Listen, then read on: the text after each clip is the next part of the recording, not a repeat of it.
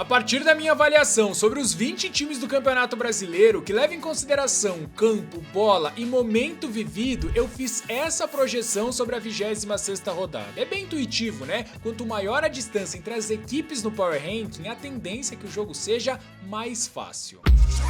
Pode colocar a classificação do Galo, que sobe no ranking, na conta do Gabriel Milito, assim como a eliminação do São Paulo também tá na conta do Luiz Beldia, e por isso o atual campeão da Copa do Brasil cai 3 posições. Um levantamento do Data ESPN mostrou que esses números aqui foram os menores do Galo em relação aos outros 36 jogos que eles fizeram na temporada, tirando o campeonato estadual. O nome disso é repertório. O Atlético Mineiro soube se adaptar e principalmente jogar com a vantagem que eles construíram no primeiro jogo. Mas a prova de que o Galo conseguiu de fato amarrar o São Paulo tá aqui. A única chance clara foi com o Luciano, que o Everson apareceu bem demais. Tirando isso, as grandes oportunidades da partida foram todas do Atlético Mineiro. E aliás, se não fosse o Rafael, poderia ter sido um estrago ainda maior. Enquanto o Milito merece elogios pela capacidade de, enfim, parar de insistir com um estilo, um único modelo de jogo, o Zubeldia precisa ser questionado pela demora para mexer em um time que simplesmente não conseguia jogar. A ida já tinha ficado marcada pelo Maxi Cubeiras ter terminado o jogo com 4 substituições por fazer. Isso não se repetiu na volta, fato, mas as primeiras alterações vieram só faltando 15 minutos para o fim. E também por isso o São Paulo foi muito previsível, cansou de levantar a bola na área e não conseguiu nem assustar o Everson. E sobre o lance polêmico envolvendo o Júnior Alonso, o jogador do São Paulo tem o domínio da bola, tá partindo em direção ao gol. Eu não acho que o Bruno Fux chegaria de forma alguma, mas mesmo assim, pra mim o jogador do Atlético não deveria ter sido expulso. E por quê? Porque a distância pro gol ainda era muito grande. Agora, a sequência do São Paulo é bem ingrata. Joga domingo, 6h30 da tarde em Minas, e na quarta-feira já tem jogo decisivo contra o Botafogo no Newton Santos pela Libertadores. E aí tá exatamente o problema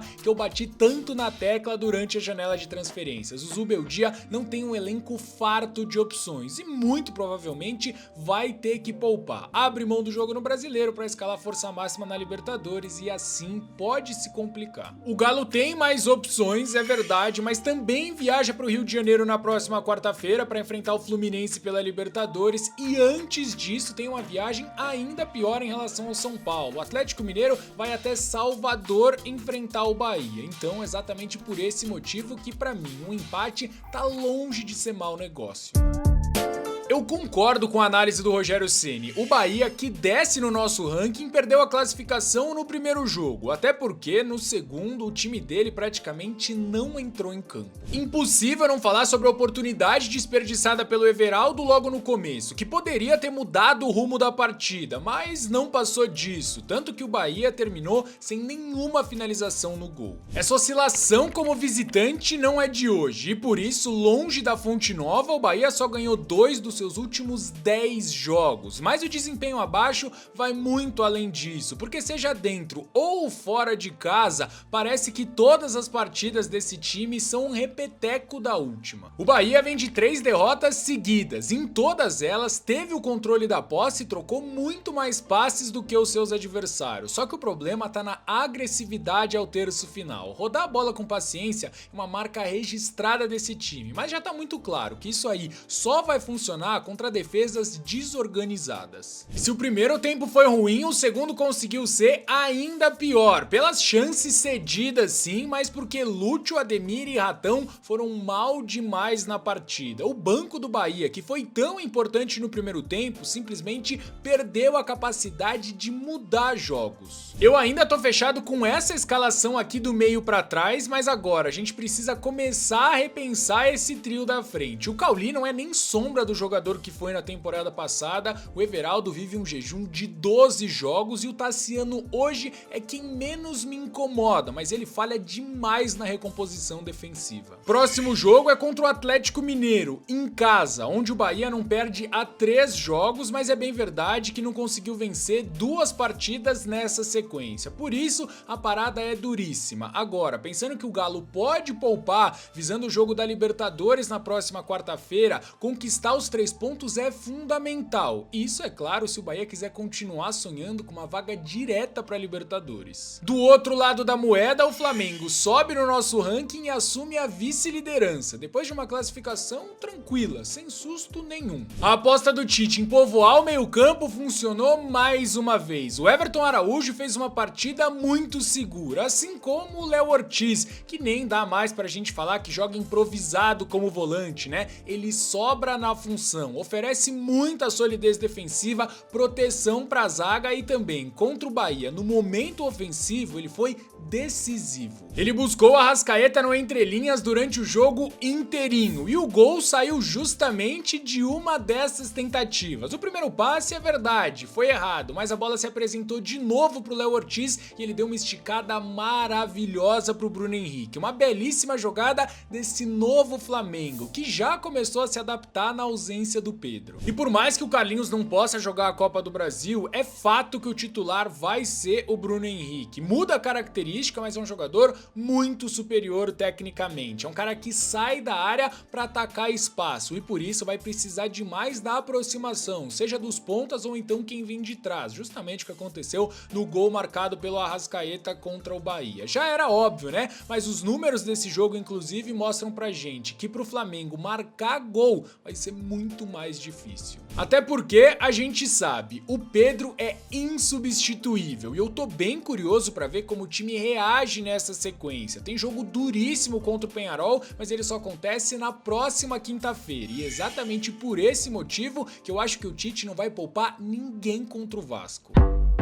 Depois de 13 anos, o Vasco vai voltar a jogar uma semifinal de Copa do Brasil. E a classificação veio de forma heróica. Não conta como virada, mas foi mais ou menos isso, né? Pezinho no chão, porque a caminhada ainda é longa, mas a possibilidade de título é real. Aliás, desde a chegada do Rafael Paiva, o Vasco vem quebrando alguns jejuns. Eram 14 anos sem ganhar do Corinthians, 5 sem vencer o Inter no Beira-Rio e 12 que o time não conseguia engatar 4 vitórias seguidas no Campeonato Brasileiro. Agora, tudo isso tá no passado e o bicampeonato da Copa do Brasil só deixaria essa temporada do Vasco ainda mais surreal. Há 3 meses só, o panorama era de crise extracampo com a 777, a maior goleada sofrida na história do clássico contra o Flamengo, o treinador ficando só 4 jogos no comando. Fala sério, o torcedor do Vasco merece viver esse momento.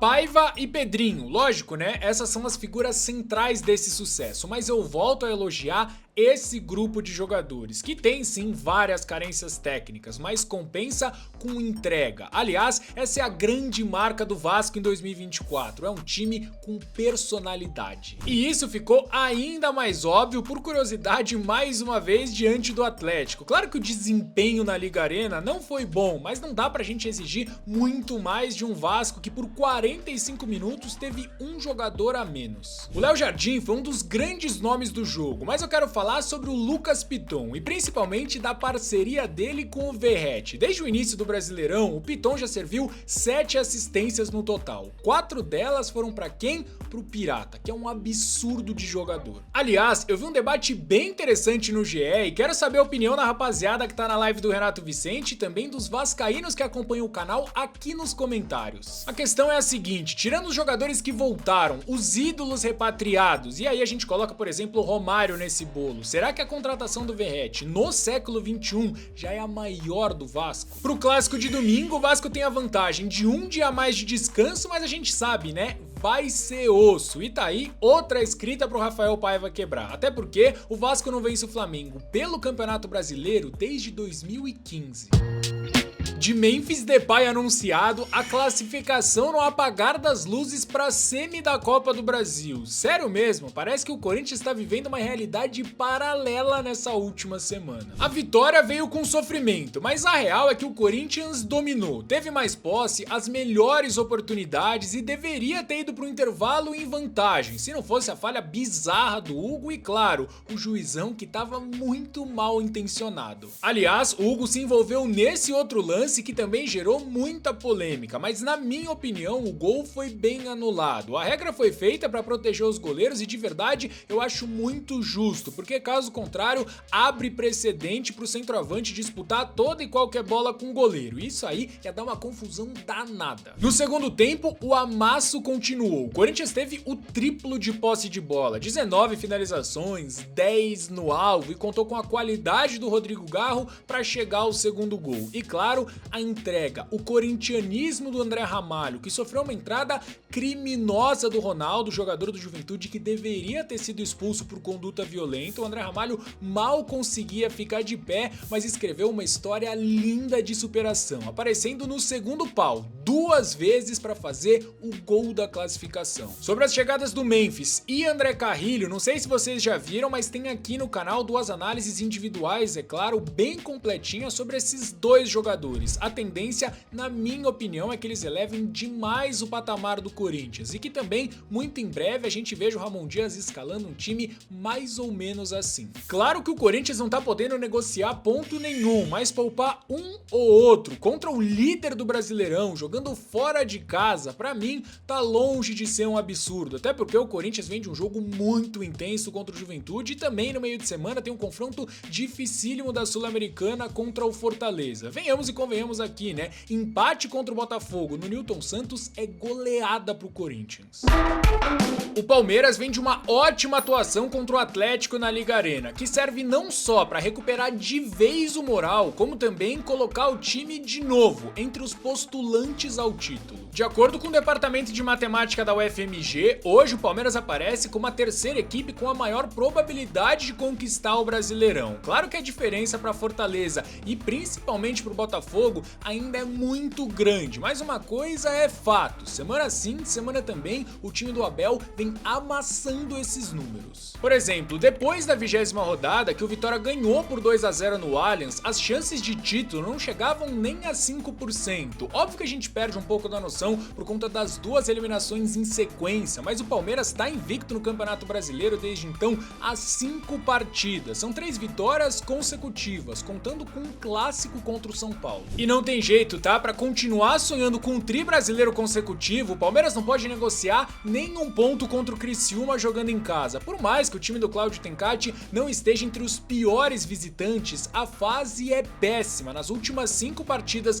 longe de Santa Catarina, são 4 derrotas. E se a gente ampliar essa série aí para 7 jogos, o Criciúma perdeu 6 deles. Uma fase tenebrosa de verdade. A gente também não pode tirar dessa conta que Flamengo e Fortaleza, 2 adversários diretos do Palmeiras pelo título do Campeonato Brasileiro, venceram os seus jogos contra o próprio Criciúma quando foram os mandantes.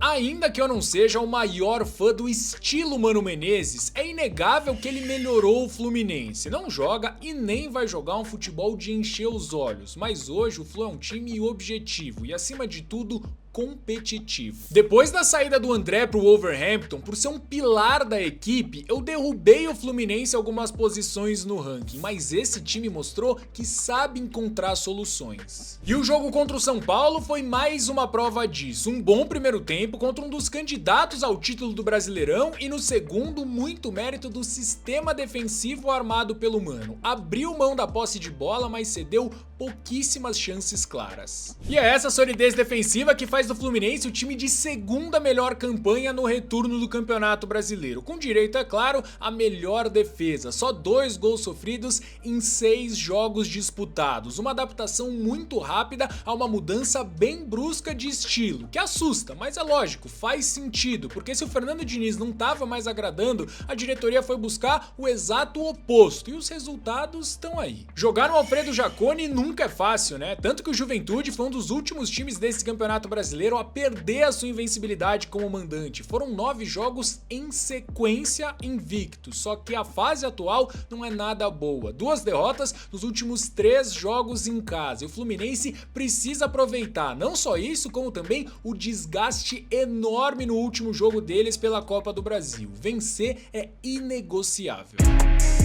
Em 8 dos 9 meses dessa temporada, o Internacional jogou um futebol medonho, só que a virada de chave veio e o jogo contra o Fortaleza, que desce essa semana no nosso ranking, foi remarcado justamente para o momento em que o Colorado tá em viés de alta. Primeiro eu vou tirar a polêmica da frente, tá? Eu não vejo o erro claro e óbvio da arbitragem e por isso entendo a não interferência do VAR. É um lance interpretativo. Agora, na minha opinião, o mercado fez falta sim no Brites e esse gol deveria ter sido anulado. É bem verdade que o gol do Lion acontece por uma falha do goleiro do Inter, mas a gente também não pode excluir o fato de que naquele momento Fortaleza era o melhor time em campo e por isso mereceu o empate, assim como a gente também não pode deixar de falar que por tudo que produziu durante os 90 minutos, com direito à bola no travessão inclusive, o resultado mais justo pro Internacional era a vitória. A sequência invicta de 12 jogos caiu contra o Botafogo e hoje o Fortaleza vem de 2 derrotas consecutivas. Pra mim, ainda não é momento de ligar o sinal de alerta, mas pode ser dependendo do que acontecer na Liga Arena. O jogo contra o Atlético Paranaense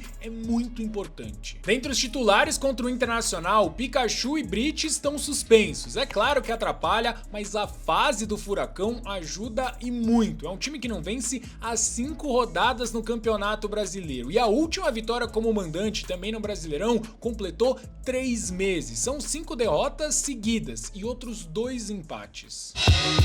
O Botafogo provou que é o melhor time do Brasil contra o Fortaleza, mas esse aí não foi o único confronto direto que eles foram por muito os melhores em campo. Não por nada, o Botafogo tá invicto contra adversários do G4. Fora um empate contra o próprio Fortaleza no primeiro turno, são outras 4 vitórias, 2 incontestáveis nos clássicos contra o Flamengo e uma outra um pouquinho mais apertada diante do Palmeiras, mas pelo que foi o jogo, o time do Arthur Jorge mereceu o resultado. E esse desempenho, claro, é ainda melhor contra adversários que estão no Z4, caso do Corinthians, o próximo adversário do Botafogo, que simplesmente venceu todos os jogos contra equipes da zona do rebaixamento e de quebra tem uma média de gols marcados praticamente aí de 2 por partida. E quando a gente bate o olho na tabela, a situação fica ainda mais favorável. É como se juntasse a fome com a vontade de comer, porque o Botafogo só perdeu 2 dos 12 jogos que fez nesse Brasileirão no tapetinho do Newton Santos. É o 5º melhor mandante